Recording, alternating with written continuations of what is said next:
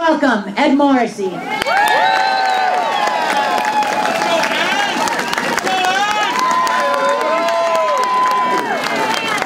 want to thank all of you for coming out here today to express your opposition to the most expansive government takeover attempt in our history. When the Minnesota majority asked me to speak today at this rally, I was proud to contribute in any way to the national movement that was prompted by a government that's become a force for its own perpetuation instead of a servant for its constituents. Washington has forgotten that it represents the people rather than themselves. That arrogance, and the microphone, there we go. Better? Thank you. That arrogance has awakened this country. It has come together like never before to say no to the nanny state. That's right. And to tell Nancy Pelosi, Harry Reid, and Barack Obama to butt out of our lives.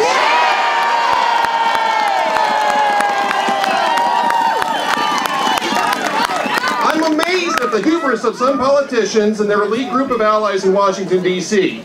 Now, maybe in early 2009, after the big election win that they had in November, they may have had an excuse to assume that they had a mandate for a radically statist agenda, one that sought to make the most private decisions a matter of government policy. Since last summer, though, they've had no excuses whatsoever. The American people have overwhelmingly rejected Obamacare. We marched to town halls across this country last August to show members of Congress just how angry their attempt to overhaul the American medical system has made us. And you know they heard that message. You know they heard that message. Do you know how you know they heard that message? Because they're trying to cram this particular version of Obamacare through before the next recess. They're afraid of you. They're afraid of letting their members come back and face you. They're trying to get this through before you have a chance to tell them exactly what you think of it for the second time. Kill the bill.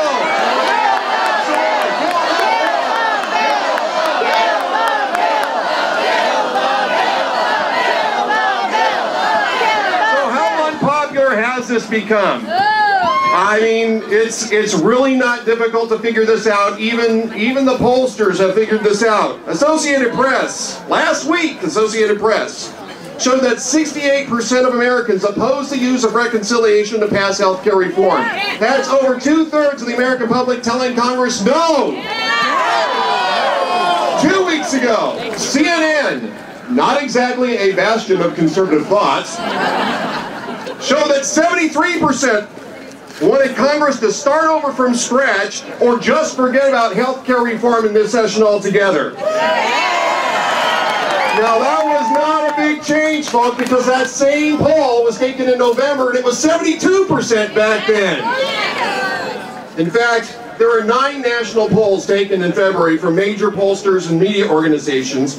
All 9 of them showed national opposition to Obamacare, ranging from 9 points to 20 points. Not only is this bill too radical for the American people, it's too radical even for some Democrats in Congress. But that has not convinced Nancy Pelosi and Barack Obama to withdraw it, or to start working with their opponents to find some common sense compromises to reform the cost structure of health care in America. Instead, Nancy Pelosi has decided to attack the structure of representative government by attempting to pass the Senate version of Obamacare without a floor vote in the House, as our Representative Klein just described earlier.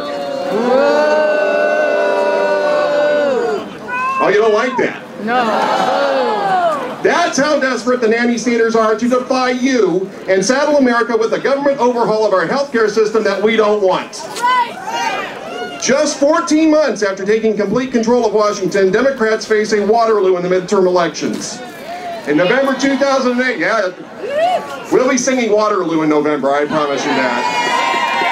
Ava lives. In November 2008, Obama, Pelosi, and Reid thought they had a mandate to fundamentally remake America through a hard left agenda. Today, surveys of likely voters show Republicans favored Democrats on generic congressional ballots by wide margins. That hasn't happened since 1994, and you remember what happened in 1994? The Democrats tried shoving an expansive government takeover of the healthcare system down the throats of Americans, and we came back out to the polls and sent them packing. Now, they think you're going to forget all this by November. They think that you're going to forget all this. You're going to pass it right now and you're going to forget. You're not going to forget. We have a message for them today, don't we? And it's not that the time for talk is over. We have a president who's saying the time for talk is over, the time for talk is over, the time for talk is over. He's talking about the fact that this time for talk is over and over again. I call this the shut up, he explained tour. But we have a message for President Obama, for Nancy Pelosi, and for Harry Reid. We're not going to forget how a small cadre of elites in Congress attempted to put a bill into law without a vote, are we?